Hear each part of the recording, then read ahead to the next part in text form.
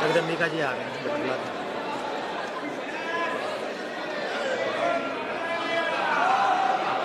श्री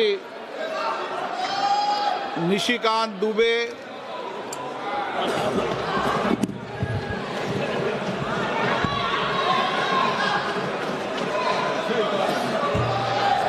धन्यवाद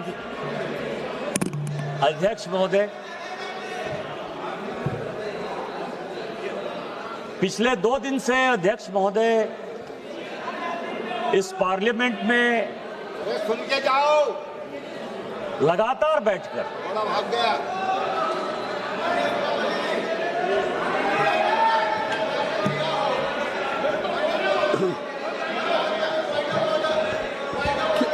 किस नियम में?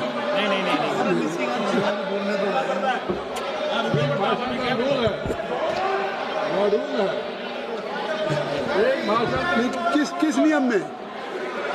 किस नियम में?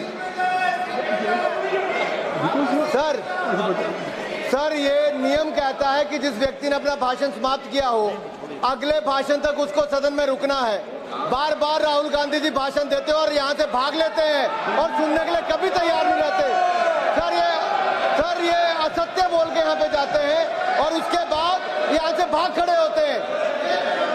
श्री निशिकांत दुबे जी, बोलो। निशिकांत जी कृपया सभापति महोदय। एक मिनट मैं सभी से रिक्वेस्ट करूंगा, सुप्रिया जी सभी से रिक्वेस्ट करूंगा कि आप सब लोग बैठ जाएं। अगर किसी को बाहर जाना चले जाएं, but I think so house must be in order. तो just I would request to everybody, please kindly just occupy your seat, kindly take your seat, खड़े मत रहिए। धन्यवाद। श्री सभापति महोदय, पिछले 2 दिन से लगातार हमारी पूरी पार्टी माननीय प्रधानमंत्री जी के नेतृत्व में माताओं को अधिकार देने के लिए, बहनों को अधिकार देने के लिए, दलित, शोषित, वंचित, पिछड़ों को अधिकार देने के लिए 33% रिजर्वेशन के लिए चिंतित है। रात 1:30 बजे तक पूरे संसद के सदस्य और खासकर भारतीय जनता पार्टी और एनडीए के सदस्य यहां लगातार जमे हुए थे। और मैं जब आज यहां आया तो मुझे लगा कि कांग्रेस के जो लीडर ऑफ द अपोजिशन है उनसे जो है माताओं और बहनों के लिए कुछ सुनने को मिलेगा। उन्होंने जब भाषण शुरू किया और जब खत्म किया सर, तो मुझे लगा कि मैंने पीसी सरकार का जादू शो देख लिया या माइकल जैक्सन का मैंने डांस देख लिया। मैं कंफ्यूज हूं सर कि वो पीसी सरकार थे या माइकल जैक्सन थे। लेकिन फिर मुझे याद आया सर कि आज कौन सा तारीख है? आज 17 अप्रैल है और पूरे सदन के लिए और पूरे देश के लिए आज 17 अप्रैल को 2 घटना हुई सर। 17 अप्रैल 1987 को पहली बार राजीव गांधी जी के ऊपर बोफोर्स के कमीशन खोरी का आरोप लगा और यहां के फ्रंट पेज पर चला। 17 अप्रैल वो दिन था सर, 17 अप्रैल 1998 वो दिन था जिस ओबीसी की ये बात कर रहे हैं, सीताराम केसरी का धोती खोलकर सोनिया गांधी जी कांग्रेस की अध्यक्ष हो गई। और 17 अप्रैल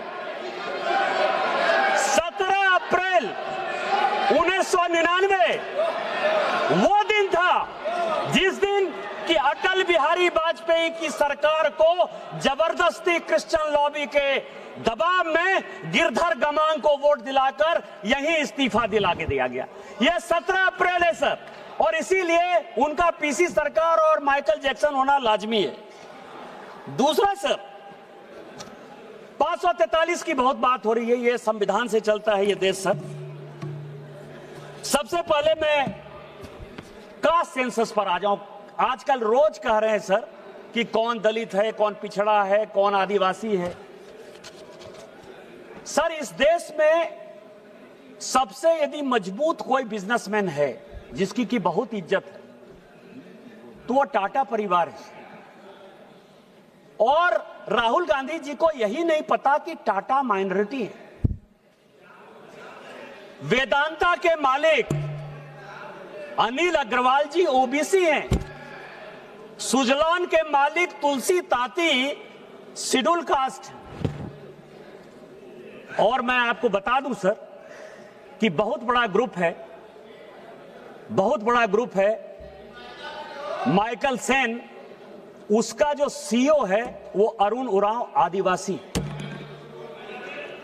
जिसको जो अपॉर्चुनिटी मिली इस अपॉर्चुनिटी में काम किया। लेकिन आपने क्या किया? कॉन्स्टिट्यूएंट असेंबली में आपने अभी बात की है, ओबीसी रिजर्वेशन की बात हो रही है ना, reservation with in reservation, OBC को संवैधानिक अधिकार हमारे प्रधानमंत्री ने दिया। आप मांग रहे हो, आपका डिमांड क्या है? सारे अपोजिशन के लोगों ने, अखिलेश यादव जी से लेकर सारे लोगों ने कहा कि ओबीसी महिलाओं को रिजर्वेशन चाहिए। इसी ओबीसी रिजर्वेशन के लिए 2010 में जब राज्यसभा में यह कानून पास हो रहा था, तो जो सदन के नेता थे प्रणब मुखर्जी साहब और जो उस वक्त के तत्कालीन प्रधानमंत्री थे मनमोहन सिंह जी, उनका स्टेटमेंट लेकर आया हूं मैं। उन्होंने कहा कि मरते दम तक कांग्रेस किसी ओबीसी में महिला को रिजर्वेशन नहीं दे सकती। इसी शेड्यूल कास्ट शेड्यूल ट्राइब के प्रमोशन के रिजर्वेशन के लिए जब इसी लोकसभा में कानून आया, तो समाजवादी पार्टी के, सुनिएगा अखिलेश जी, आपके सांसद यशवीर सिंह जो शेड्यूल कास्ट थे, उनको इसी वेल में मैडम सोनिया गांधी ने पीटा। आप आदिवासी की बात करते हो, शेड्यूल कास्ट की बात करते हो, किस तरह की बात कर रहे हो? और 2011 में जब जातिगत जनगणना के आधार पर, ठीक है, बोलिए अखिलेश जी। ये अध्यक्ष महोदय, सभापति महोदय, समाजवादी पार्टी का हमेशा पक्ष रहा है कि महिला आरक्षण के हम पक्ष में, पहली बात।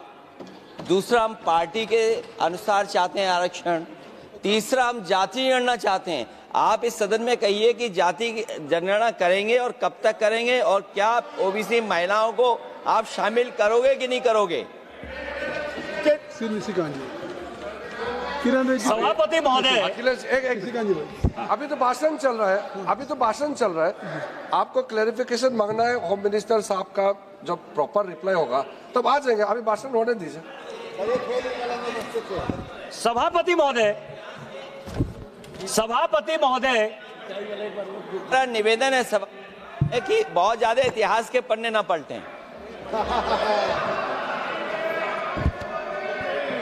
ये तो वो बता रहे हैं जो आपने सांसद के साथ हुआ। हम जिस भूल गए थे, याद तो दिलाना पड़ेगा। हम जिस संस्कार को मानने वाले लोग हैं, वो एक मंत्र पढ़ते हैं, ओम सहना भवतु सहना भुनक्तु सहवीर्यं करवावहै तेजस्विनामधितमस्तु मा विद्विषावहै। हमारे लिए schedule caste, schedule tribe, OBC, forward, backward सब बराबर है। हम उसके सबके कल्याण के लिए काम करते हैं। मैं सभापति महोदय बताना चाह रहा था, इसी 2011 में जब जनगणना स्टार्ट हुई, जिसका कि ये बेस ईयर है, उसके लिए मुलायम सिंह यादव जी, अखिलेश जी मुख्यमंत्री बनकर चले गए थे, लालू प्रसाद जी, मुलायम सिंह यादव जी और हमारे पार्टी से गोपीनाथ मुंडे जी, हम लगातार जातिगत जनगणना की बात करते रहे, लगातार इस पार्लियामेंट को ठप करते रहे, और उसमें सोनिया गांधी जी का बयान है, प्रणब मुखर्जी जी का बयान है, मनमोहन सिंह जी का बयान है, चिदम्बरम जी का बयान है। ये 4 बयान लेकर मैं आया हूं, और उन चारों ने कहा कि ये जातिगत जनगणना की। अच्छा, एक मिनट अखिलेश जी क्या कह रहे हैं? ये जो निशिकांत जी, सभापति महोदय सब लोग श्लोक पढ़ रहे हैं, बात सुनिए, लोग बैठ जाए और लोग बिठा दिए, सबको बिठाइए, तब मैं आपको अलाउ करूंगा ना। आप सब लोग बैठ जाएं, मैं आपको अलाउ कर रहा हूं, उनको मैंने बिठा दिया। आप लोग बैठ जाएं, तब मैं आपके नेता को अलाउ करूंगा। अगर आप नहीं बैठेंगे तो मैं निशिकांत जी को खड़ा करूंगा, आपको अलाउ करूंगा। लेकिन बैठ जाए, अवधेश जी आप बैठ जाइए, आप सभी, बीरेन जी आप बैठ जाइए, बीरेन जी बैठ जाइए, सभी लोग बैठ जाइए, सरोज जी बैठ जाइए। मैं आपको समय दे रहा हूं, नहीं मैं आपको समय दे रहा हूं। एक मिनट, हाउस को इन ऑर्डर कर लीजिए। मैंने उनका श्लोक सुना, श्लोक पे मैं कहना चाहता हूँ। बोलिए सभापति महोदय, विवाद की बात नहीं है, संवाद की बात हो रही है। कोई बात माननीय सदस्य ने कहा, मैंने जवाब दिया, माननीय सदस्य ने श्लोक पढ़ा, उस श्लोक पे मैं एक बात पूछना चाहता हूँ मैं अपने संसदीय क्षेत्र में कन्नौज में एक मंदिर में गया था, लेकिन मेरे बाद वो मंदिर गंगा जल से धुलवाया गया था। आप बताइए क्यों धुलवाया गया? निशिकांत जी, अब जिसने भी गंगा जल से धुलवाया उसने गलत काम किया अब नहीं। और वो सभी अपराधी हैं और उनके ऊपर अपराध की सजा चलनी चाहिए, कानून के हिसाब से उनका न्याय होना बात चाहिए। अब आपकी बात आ गई। निशिकांत जी, मैं ये कह रहा था सभापति महोदय, आप कान पकड़कर हमसे माफी मांगोगे, मैं कान पकड़कर भी माफी मांग लूंगा।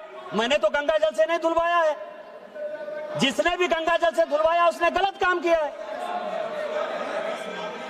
हमारा इससे क्या संबंध है? अपराधी अपराधी है, चाहे किसी भी जाति धर्म वर्ग संप्रदाय का व्यक्ति यदि अपराधी है तो अपराधी है और उसको कानून के हिसाब से सजा मिलनी चाहिए। हंसी का अमल के लिए रोना नहीं है, हंसी का अमल के लिए रोना नहीं है। Nothing will go on record except only sir, Nishikant Dubey. मैं सभापति महोदय, देखिए मेरा समय ये लोग बहुत खा रहे सर। जातिगत जनगणना की बात कर रहा था। सोनिया गांधी जी ने कहा कि जातिगत जनगणना संविधान के दायरे में नहीं है, हम इसका विरोध करते हैं। चिदंबरम साहब ने कहा, मैं 2011 की बात कर रहा हूं, चिदंबरम साहब ने कहा कि जातिगत जनगणना जो है इस देश को डिवाइड करेगी। प्रणब मुखर्जी जी लीडर थे, उन्होंने कहा कि जातिगत जनगणना 1931 के बाद से नहीं हुई है, किसी कीमत पर नहीं होगा। और अंत में मनमोहन सिंह जी ने तो और भी रिकॉर्ड तोड़ दिया सर। उन्होंने कहा कि हमारी सरकार रहे या जाए इसी सदन हम जातिगत जनगणना नहीं करेंगे। लेकिन गोपीनाथ मुंडे, लालू प्रसाद यादव जी और नेताजी मुलायम सिंह यादव जी का मैं बधाई और धन्यवाद देना चाहता हूं कि जिनके प्रयास से उस वक्त की कांग्रेस सरकार को झुकना पड़ा और जातिगत गणना जो है हुई, जिसका कि डाटा कई एक गलतफहमियों के कारण जो है अभी तक नहीं रिलीज हुआ और जातिगत जनगणना हमारी सरकार करा रही है और 2027-29 में वो आ जाएगा। अरे बैठ जाओ भाई। अब क्या है सर, ये फैक्ट है, ये फैक्ट है जो अब इस अमेंडमेंट पे मैं ये कह रहा हूं कि चूंकि सर्वसम्मति से सभी लोगों ने कहा सर कि सर्वसम्मति से हमने महिला रिजर्वेशन को पास किया। कल्याण बनर्जी साहब का भी आज भाषण सुना मैंने, मनीष तिवारी जी का भी सुना। ये लोग बड़े विद्वान हैं सर, हमारे यहाँ पीपी चौधरी साहब ने भी बयान दिया। ये भारत का संविधान है जो बाबा साहब अम्बेडकर का, और हमने 2023 के एक्ट के बाद आर्टिकल 334A बनाया और 334 ये कहता है सर कि डिलिमिटेशन जो है वो जब लिया जाएगा तो रिलीवेंट फिगर होगा first census taken after commencement of the Constitution 106th Amendment Act 2023। Population को क्राइटेरिया बनाया जाएगा, ये हम आप सबों ने पास किया सर। अब पॉपुलेशन को यदि क्राइटेरिया मानेंगे, यदि आप ही की बात सही और सबों ने पास किया है, इसमें Bharatiya Janata party, Congress, TMC, DMK, Samajwadi party, जितना पार्टी है सब इसके दोषी हैं। उनके हिसाब से लिख लीजिए मेरी बात, क्योंकि आप अमेंडमेंट तो नहीं कर रहे हो, आप कॉन्स्टिट्यूशन में चेंज तो नहीं करने दे रहे हो, आप तो विरोध कर रहे हो। यूपी में सीट होगी 87, जो पॉपुलेशन है, जो 2011 का सेंसस है, निशिकांत जी जो आपने पेश किया, हमको एड्रेस करिए सभापति महोदय, जो इन्होंने पेश किया, और आज जो 2011 का सेंसस है, मैंने तो 2026 का सेंसस लिया ही नहीं है, मैं 2011 के सेंसस के आधार पर कह रहा हूं। आप उनको यूपी में सीट होगी 87, बिहार में सीट होगी 47, महाराष्ट्र में सीट होगी 49, वेस्ट बंगाल में सीट होगी केवल 38, मध्य प्रदेश में सीट होगी 34, राजस्थान में सीट होगी 32, तमिलनाडु में सीट होगी, जो इतना हंगामा कर रहे हैं काला कपड़ा पहन के, केवल और केवल 29, गुजरात में होगी 28, कर्नाटक में होगी 26, आंध्र प्रदेश में होगी 20, उड़ीसा में 18, झारखंड मेरे राज्य में होगी 16। मैं एक ऐसा भागा राज्य का सांसद हूं जिसमें कि 2000 में बंटवारा होने के बाद, झारखंड बंटवारा होने के बाद डिलिमिटेशन हुआ ही नहीं। और क्यों नहीं डिलिमिटेशन हुआ? इस यूपीए ने क्यों नहीं डिलिमिटेशन होने दिया? भारतीय जनता पार्टी के कारण नहीं हुआ।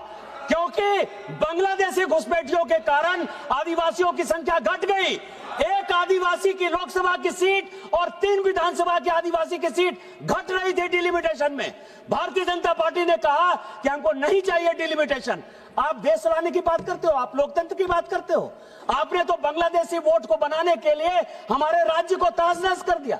हम बिना डिले, हमारी जो कॉन्स्टिट्यूएंसी है 350 किलोमीटर लंबी है, 3 जिले में विभक्त है। वो क्या बात कर रहे हो आप डिलिमिटेशन की बात कर रहे हो। और यदि साउथ और नॉर्थ का, यदि ये 2023 का जो कि नोटिफाई कर दिया है भारत सरकार ने, यदि ये एक्ट लागू हो गया तो साउथ इंडिया में जो केरल में सीट घटेगी, केरल की सीट 20 से केवल 14 हो जाएगी, तमिलनाडु की 39 से केवल 29 हो जाएगी। कौन साउथ इंडिया का जिम्मेवार होगा? हम कल रिजर्वेशन लागू करने को तैयार है, होगा 543 में ही होगा, लेकिन वो पॉपुलेशन के आधार पर होगा और साउथ इंडिया की सीट घटेगी और कांग्रेस के राहुल गांधी इसके जिम्मेवार होंगे। अब ये एक्ट की बात कर रहे हैं सर। अभी इन्होंने कहा, अभी बहुत लोगों ने कहा सर कि आपने 815 का फिगर कहां से ले आए, 816 का फिगर कैसे ले आए। सर मैं 31 से जो है ये रिजर्वेशन को, सीट बढ़ाने को बहुत मुझे लगता है जुड़ाव सर। संविधान का 31वां संशोधन हुआ 1972-73 में और आज हम लोग 131वें संशोधन पर बात कर रहे हैं सर। ये 1973 का, जिसको कि अभी बड़ी लंबी चौड़ी भाषण देके गए कि इंदिरा जी ने जो है देश के लिए बहुत बड़ा काम कर दिया और उन्होंने फ्रीज कर दिया। 525 से 550 हो रहा था सीट सर। डिलिमिटेशन आयोग 1971 में बन गया। डिलिमिटेशन आयोग ने कहा, और उसके पहले की एक और कहानी है सर कि 1952 में जब डिलिमिटेशन आयोग बना तो डिलिमिटेशन आयोग ने कहा कि इस तरह से हम किसी भी एरिया का परिसीमन नहीं कर सकते। आपको पता है कि डिलिमिटेशन आयोग के रिकमेंडेशन के आधार पर कांग्रेस ने सारे फेडरल स्ट्रक्चर को तार पर तार रख दिया, पूरा संविधान संशोधन कर दिया और 1956 का state reorganisation act delimitation act के आधार पर बना। बंगाल की कुछ जगह बिहार में आ गई और बिहार की कुछ जगह बंगाल में चली गई, आंध्रा की कुछ जगह केरल में चली गई, केरल की कुछ जगह आंध्रा में चली आई, तमिलनाडु की कुछ जगह जो है बेंगलोर में चली आई, कर्नाटक में चली आई और कर्नाटक की कुछ जगह वहां चली गई और आज भी महाराष्ट्र जो है बेलगांव की लड़ाई लड़ रहा है। यह डिलिमिटेशन आयोग के कारण हुआ और उन्होंने तय कर दिया कि टोटल जो हमारे एमपी होंगे 489 होंगे। डिलिमिटेशन आयोग का यदि रिपोर्ट प्रेमचंद्रन जी आप पढ़ लीजिएगा तो उन्होंने कहा कि 526 लोग होने चाहिए, लेकिन इंदिरा जी ने, नेहरू जी ने यह तय कर दिया कि न 489 होगा। उन्हीं की बेटी इंदिरा जी ने यह 1973 का 31वां संविधान संशोधन विधेयक लेकर आया। डिलिमिटेशन आयोग 1971 में बन गया। डिलिमिटेशन आयोग ने कहा कि टोटल सीटें जो है 603 होनी चाहिए। उन्होंने कहा तुम कौन तय करने वाले थे? अभी बड़ा एकदम ट्रांसपेरेंसी की बात कर रहे थे कि आप तो अपना जज बना लेंगे, आप अपना एमपी बना लेंगे। मुझे लगता है कि 1952 से लेके ये जो है पूरा लीडर ऑफ द अपोजिशन से पूछकर जो है अपना आयोग बनाते रहे। उन्होंने कहा संविधान संशोधन करके कि नहीं, 525 से 585 सीट होगा और उन्होंने तय कर दिया कि उत्तर प्रदेश में कितनी सीट होगी, मध्य प्रदेश में कितनी सीट होगी, गुजरात में कितनी सीट होगी, महाराष्ट्र में कितनी सीट होगी। सर ये तय कर दिया। आज आप हमको भाषण देने की बात कर रहे हो। दूसरी बात सर, ये जो झूठ की दुकान है, दोनों बहन भाई को मैंने बहुत पढ़ा। मैं आपको बताऊं कि ये 44वां संशोधन लेकर मैं आया हूं 1976 में, जब पूरे सारे नेताओं को जेल में भेज दिया कांग्रेस ने, तो 76वां संशोधन 1976 में 44वां संशोधन हुआ। संशोधन क्या हुआ? लोकसभा 6 साल के लिए और प्रेएम्बल में, संविधान बस 2 मिनट में खत्म कर रहा हूं, और प्रेएम्बल में सेकुलर शब्द और सोशलिस्ट शब्द जोड़ दिया उन्होंने। उसका भाषण देते हुए श्रीमती गांधी ने कहा कि माइनॉरिटी के लिए हम 1920-21 से लड़ रहे हैं और जिस मोतीलाल नेहरू कमेटी की रिपोर्ट उन्होंने कही 1929 की, 1930 की जो रिपोर्ट है, उसको इसमें जो है खूब उन्होंने कोट किया सर। उन्होंने कहा कि मोतीलाल नेहरू ने मुसलमानों को प्रोटेक्शन देने के लिए fundamental duties and fundamental rights जो है कांग्रेस वर्किंग कमेटी में 1929 में, 1930 में, 1931 में, 1932 में पास किया। और हमारा जो बेस है वो बेस ये है कि हमको मुसलमान के आधार पर राजनीति करनी है, मुसलमानों को संरक्षण देना है, मुसलमानों को रिजर्वेशन देना है, उनके रिप्रेजेंटेशन को बढ़ाना है। और इसी कारण से डिलिमिटेशन आयोग के केवल 1 मिनट सर, जब डिलिमिटेशन आयोग का रिपोर्ट आया 1976 में, उसको भी काट पीट करके इसी पार्लियामेंट में 8 सीटें मुसलमानों के लिए जबरदस्ती इसी कांग्रेस सरकार ने बढ़ाई। इसीलिए मेरा आपके माध्यम से इस सारे अपोजिशन से आग्रह है कि साउथ इंडिया के साथ अन्याय नहीं करिए, महिलाओं के साथ अन्याय नहीं करिए। इस देश में इस पार्लियामेंट की जो भूमिका है उसके वर्चस्व को कायम रहने दीजिए, पार्लियामेंट में लोगों का विश्वास रहने दीजिए। और माननीय मोदी जी जो 33% रिजर्वेशन महिलाओं को देना चाहते हैं 2029 में लागू करने के लिए इस बिल का समर्थन करिए। आपने मुझे समय दिया, इन्हीं शब्दों के साथ जय हिंद, जय भारत। श्री राजकुमार छब्बे।